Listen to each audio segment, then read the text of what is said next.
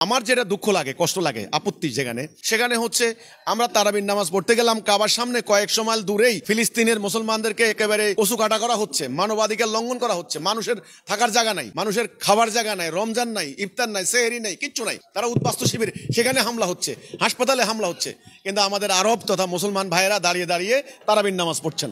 এখানে হলো আমার আপত্তি। দেখেন, কাবা শরীফে 3.5 কিলোমিটার রমজানের তারাবির নামাজ ঐক্যবদ্ধ হয়ে এই খবরটা আমি পেয়েছি। এটা আমাদের কাছে অনেক সময় অনেকের কাছে একটা আনন্দের। কাবা আল্লাহর ঘর, জাতির ঐক্যের প্রতীক।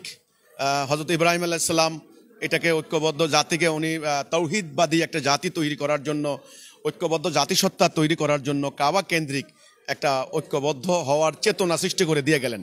মানে সোজা কথা, ঐক্যের প্রতীক কাবা। তো কাবায় মুসলমানরা ঐক্যবদ্ধ হবেন 3.5 মাইল কেন, 300 মাইল লম্বা হতে পারে, কারণ 180 কোটি মুসলমান।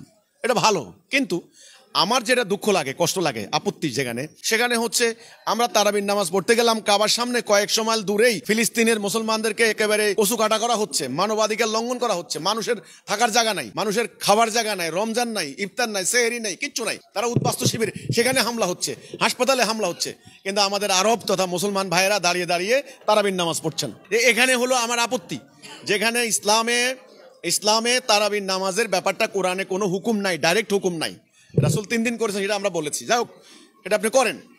যে আল্লাহ জেহাদকে বাধ্যতামূলক করেছেন, কেতালকে ফরজ করেছেন, শত শত আয়াত। রাসূলুল্লাহর পুরো জীবন জেহাদের জীবন, রাসূলুল্লাহর পুরো জীবন সংগ্রামের জীবন। সেই সংগ্রাম কবর দিয়ে, সেই জিহাদ বাদ দিয়ে আপনারা যেটা ইসলামে নাই, যেটা আল্লাহর হুকুম না, সেটাকে পুরো আন্তর্জাতিকভাবে কায়েম করে ফেলেছেন আর জেহাদ গায়েব করে দিয়েছেন। এখানে আমার আপত্তি। এটা হলো আমার কথা। 3.5 মাইল কেন, 300 মাইল লম্বা হতে পারে, কারণ 180 কোটি মুসলমান।